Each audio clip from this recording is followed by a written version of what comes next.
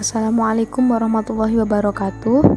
Kami dari kelompok pertama beranggotakan Anindita Yuniar Wijaya, Ana Ayu Sulastri, Rina Dwi Savitri Oktaviana, dan Gangga yang akan menjelaskan tentang optimisasi ekonomi dari mata kuliah ekonomi manajerial.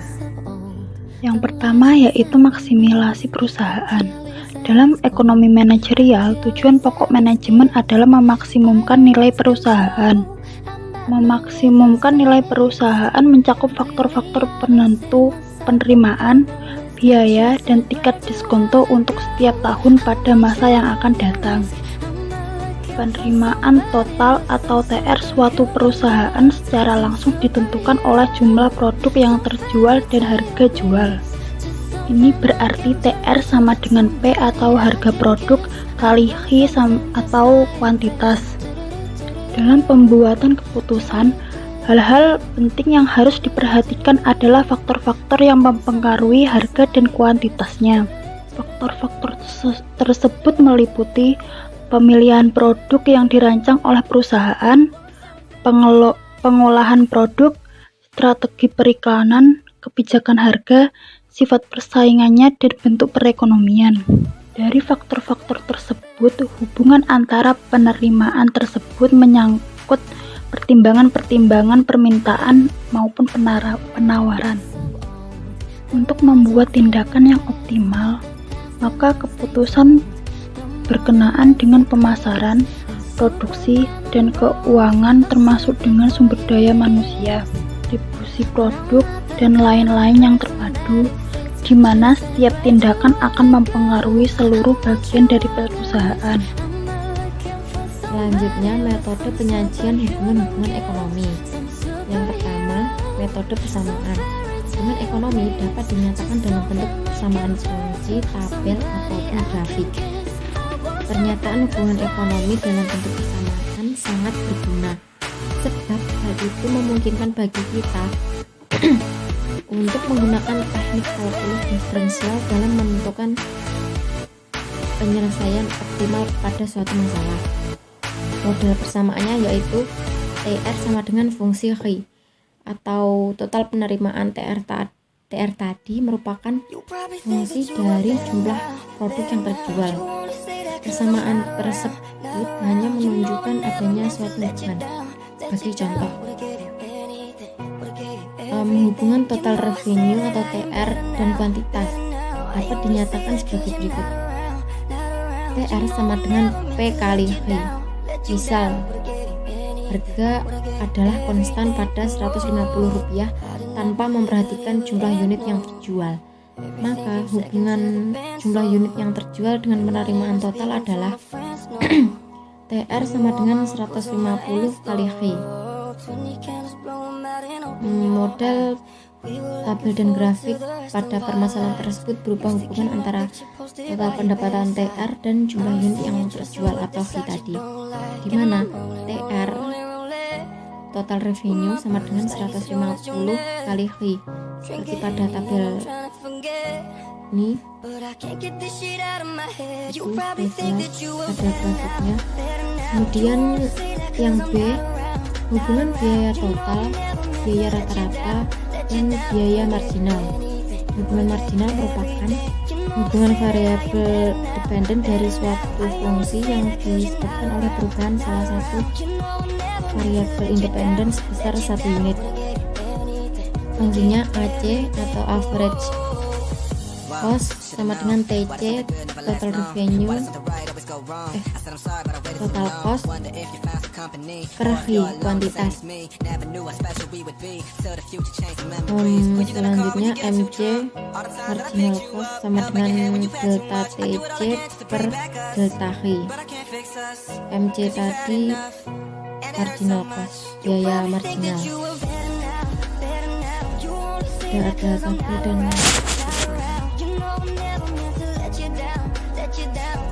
hubungan antara nilai total, rata-rata, dan marginal. Hubungan antara nilai total, rata-rata, dan marginal sangat berguna dalam analisis optimisasi. Hubungan marginal adalah perubahan variabel dependen dari suatu fungsi yang disebabkan oleh perubahan salah satu variabel independen sebesar 1 unit. Tujuan dari analisis ini adalah untuk menentukan nilai dari variabel-variabel independen yang bisa mengoptimalkan fungsi tujuan dari para pembuat keputusan. Berikut adalah contoh tabel hubungan antara nilai total, rata-rata, dan marginal. Yang pertama, hubungan nilai total dengan marginal. Hubungan antara nilai marginal dengan nilai total dalam analisis pengambilan keputusan berperan penting karena jika nilai marginal tersebut positif, maka nilai total akan meningkat. Dan jika nilai marginal tersebut negatif, maka nilai total akan menurun. Maksimisasi fungsi laba atau fungsi apa saja terjadi pada titik di mana hubungan marginal bergeser dari positif ke negatif. Yang kedua, hubungan antara nilai rata-rata dengan marginal. Hubungan antara nilai rata-rata dengan marginal juga penting dalam pembuatan keputusan manajerial. Karena nilai marginal menunjukkan perubahan dari nilai total, maka jika nilai marginal tersebut lebih besar dari nilai rata-rata, pasti nilai rata-rata tersebut sedang menaik. Misalnya, jika 10 pekerja rata-rata menghasilkan 200 unit output per hari, dan pekerja ke-11 atau tambahan menghasilkan 250 unit, maka output rata-rata dari pekerja meningkat. Ketiga, penggambaran hubungan antara nilai total, marginal, dan rata-rata. Slope adalah suatu ukuran kemiringan buah garis dan didefinisikan sebagai tingginya kenaikan atau penurunan per unit sepanjang sumbu horizontal. Slope dari sebuah garis lurus yang melalui titik asal ditentukan dengan pembagian koordinat Y pada setiap titik pada garis tersebut dengan koordinat X yang cocok. Hubungan geometris antara nilai total, marginal, dan rata-rata terlihat pada kurva laba total naik dari titik asal menuju titik C. Karena garis yang digambarkan bersinggungan dengan kurva laba total menjadi lebih curam. Jika titik singgung tersebut mendekati titik C, maka laba menaik sampai titik singgung tersebut. Selain hubungan nilai total rata-rata dan total marginal, hubungan antara nilai marginal dengan rata-rata juga ditunjukkan pada kurva. Pada tingkat output yang rendah, di mana kurva laba marginal terletak di atas kurva laba rata-rata, maka kurva laba rata-rata sedang menaik. Walaupun laba marginal mencapai titik maksimum pada output H1 dan kemudian menurun, tapi kurva laba rata-rata terus meningkat sepanjang kurva laba marginal masih di atasnya. Pada tingkat output yang rendah, di mana kurva laba marginal terletak di atas kurva laba rata-rata, maka kurva laba rata-rata sedang menaik. Keempat, penurunan kurva total dari kurva marginal atau rata-rata. Penurunan laba total dari kurva laba rata-rata atau B. Laba total adalah laba rata-rata dikalikan jumlah output. Laba total yang sesuai dengan output H1 misalnya adalah laba rata-rata atau A dikalikan output atau H1. Laba total tersebut sama dengan luas bidang segi 4 OAB-H1. Hubungan yang sama terjadi antara laba marginal dengan laba total. Secara geometris, laba total tersebut ditunjukkan oleh daerah Y sampai kuantitas output yang ditentukan. Tingkat output H1 laba total sama dengan bidang bawah kurva laba marginal, yaitu bidang OC-H1. Kalkulasi diferensial turunan dan aturan diferensial. 1. Konsep turunan. Konsep turunan sangat berhubungan erat dengan konsep margin. Sebagai contoh, bila keluaran naik dari 2 menjadi 3 unit, penerimaan total meningkat dari 160 US dollar menjadi 210 US dollar. Rumus MR sama dengan delta TR per delta V 210 US dollar kurangi 160 US dollar per 3 kurang 2 sama dengan 50 US dollar per 1 sama dengan 50 US dollar. Nilai ini merupakan kemiringan dari busur BC pada kurva penerimaan total. 2. Aturan diferensial. Diferensiasi adalah proses menentukan turunan suatu fungsi yang menentukan perubahan y untuk perubahan x pada saat perubahan x mendekati 0. Aturan fungsi konstan. Turunan dari fungsi konstan y sama dengan f(x) sama dengan a adalah 0 untuk semua nilai a konstan. Fungsinya adalah sebagai berikut: y sama dengan f(x) sama dengan a dy per dx sama dengan 0. Aturan untuk fungsi pangkat turunan dan fungsi pangkat y sama dengan ax, di mana a dan b konstan sama dengan eksponen b dikali a dengan koefisien a dikali variabel x pangkat b-1. Turunan dari pembagian dua fungsi adalah sama dengan penyebutan dikali dengan turunan dari pembilang dikurangi pembilang dikali dengan turunan penyebut. Semua kemudian dibagi dengan penyebut kuadrat menjadi y sama dengan u per v, di mana u sama dengan gx dan v sama dengan hx. Untuk selanjutnya, kaidah-kaidah penurunan suatu fungsi. Yang pertama adalah kaidah konstanta. Turunan dari sebuah konstanta hasilnya 0 atau habis. Contoh seperti y sama dengan 7. Nah, hasil turunan dari 7 adalah 0 karena angka 7 tersebut sebuah konstanta. Yang kedua adalah kaidah pangkat.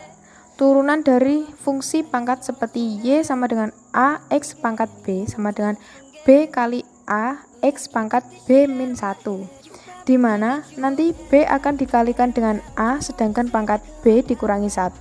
Seperti di dalam rumus tersebut, contoh 2x pangkat 3, maka hasilnya akan 6x pangkat 2.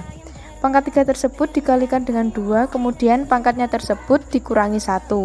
Contoh lain, turunan fungsi y sama dengan 0,5x, maka hasil dari turunannya adalah 0,5. Karena x di situ pangkatnya 0 atau habis. Yang ketiga adalah kaidah penjumlahan dan sinus v, maka y aksen sama dengan dy per dx sama dengan du per dx plus minus dv per dx. Contoh, u sama dengan 2x pangkat 2, v sama dengan min x pangkat 3. Kemudian, y sama dengan u plus minus v sama dengan 2x pangkat 2 min x pangkat 3. Maka hasilnya dy per dx sama dengan 4x min 3x pangkat 2. Yang keempat adalah kaidah perkalian. Jika y sama dengan u kali v, maka y aksen sama dengan u kali v aksen plus v kali u aksen. Contohnya, y sama dengan 3x pangkat 2 kali 3 min x. Berarti u sama dengan 3x dan v-nya sama dengan 3 min x. U aksen adalah 6x, v aksen adalah min 1.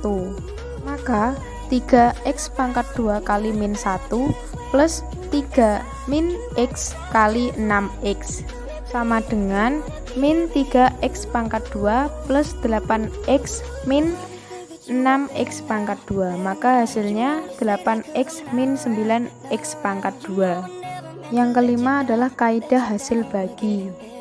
Jika y sama dengan u per v, maka y aksen sama dengan v kali u aksen min u kali v aksen per v pangkat 2. Contohnya, y sama dengan 5x pangkat 3 per 4x plus 3.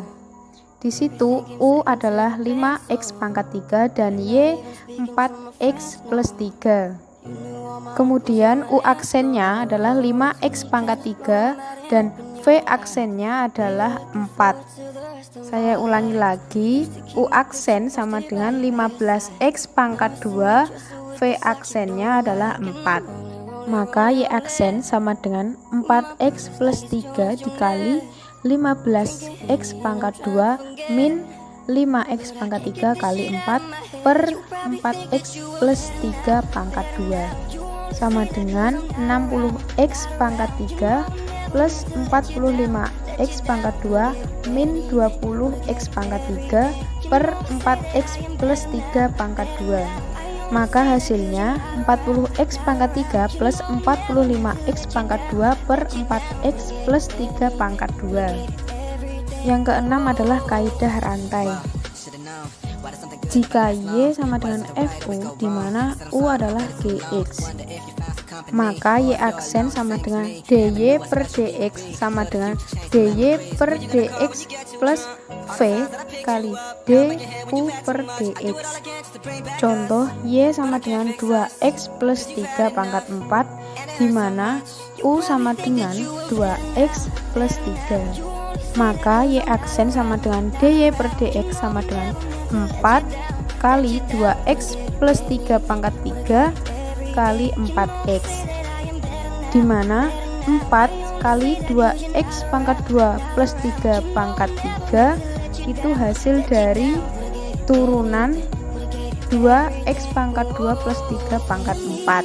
Sedangkan untuk yang 4X nya turunan dari 2X plus 3, sehingga hasilnya 16X kali 2X pangkat 2 plus 3 pangkat 3. Untuk selanjutnya, penggunaan turunan untuk memaksimumkan atau meminimumkan fungsi.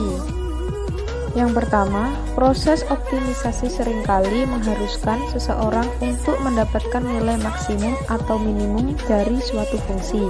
Yang kedua, jika suatu fungsi berada pada keadaan maksimum atau minimum, maka slope-nya atau nilai marginalnya pasti 0.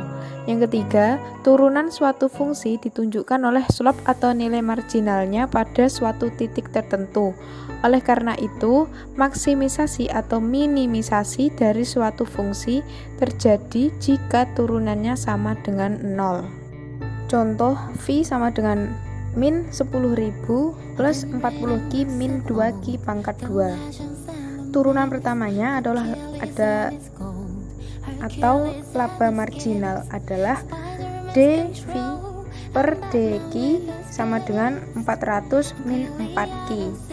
Dengan menyamakan turunan tersebut sama dengan 0, maka 400 min 4Q sama dengan 0, 4Q sama dengan 400, dan Q diperoleh besar 100 unit.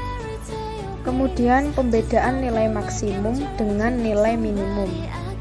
Turunan kedua ini digunakan untuk membedakan nilai maksimum dengan minimum dari suatu fungsi. Seperti contoh berikut ditunjukkan oleh persamaan A min BQ plus CQ pangkat 2 min DQ pangkat 3. Jadi turunan pertamanya adalah min B plus 2CQ min 3DQ pangkat 2. Dan turunan keduanya adalah 2C min 6DQ. Kemudian, untuk penentuan nilai maksimum dan minimum suatu fungsi, kita bisa menggunakan turunan kedua tersebut untuk membedakan titik maksimum dan minimum. Jika turunan kedua dari sebuah fungsi negatif, maka titik yang ditentukan adalah maksimum. Demikian pun sebaliknya. Perhatikan pada kurva tersebut bahwa laba mencapai minimum pada titik A karena laba marginal yang tadinya negatif, dan karena itu menyebabkan laba total turun dan tiba-tiba menjadi positif, sehingga slope-nya menjadi positif. Keadaan yang berlawanan terjadi pada titik maksimum. Nilai laba marginal tersebut adalah positif tetapi menurun, sehingga suatu titik di mana fungsi laba total mencapai maksimum, dan negatif setelah titik tersebut. Oleh karena itu, fungsi marginal tersebut berslop negatif pada titik maksimum fungsi total. Seperti contoh berikut yang akan memperjelas konsep tersebut. Diketahui laba total sama dengan min 3000 min 2400 Ki plus 350 Ki pangkat 2 min 8333 Ki pangkat 2, sehingga diperoleh turunan pertamanya min 2400 plus 700 Ki min 25 Ki kuadrat. Laba total akan maksimum atau minimum pada titik-titik di mana turunan pertama tersebut atau laba marginal sama dengan 0. Seperti min 2400 plus 700 Ki min 25 Ki 25 Ki pangkat 2 sama dengan 0, sehingga diperoleh sebuah persamaan yakni 4 dan 24. Oleh karena itu, nilai-nilai tersebut merupakan titik-titik laba maksimum dan minimum. Kemudian turunan keduanya adalah 700 min 50 Ki. Pada tingkat output atau Ki sama dengan 4, maka hasilnya adalah 500. Karena turunan kedua tersebut positif, menunjukkan bahwa laba marginal sedang naik. Maka laba total adalah minimum pada tingkat output sebesar 4 unit. Kemudian pada tingkat output atau Ki sama dengan 24 akan memperoleh sebesar min 500. Karena turunan kedua menunjukkan negatif pada tingkat output sebesar 24, sehingga laba marginal sedang menurun. Maka fungsi laba total mencapai titik maksimum pada tingkat output 24 unit tersebut. Selanjutnya, penggunaan turunan untuk memaksimumkan selisih antara dua fungsi. Salah satu kaidah dalam ekonomi mikro yaitu MR harus sama dengan MC agar laba maksimum bisa dicapai. Sebenarnya timbul berdasarkan pada asas optimisasi kalkulus tersebut. Asas tersebut timbul dari adanya kenyataan bahwa jarak antara dua fungsi akan maksimum pada titik di mana slop kedua fungsi tersebut adalah sama.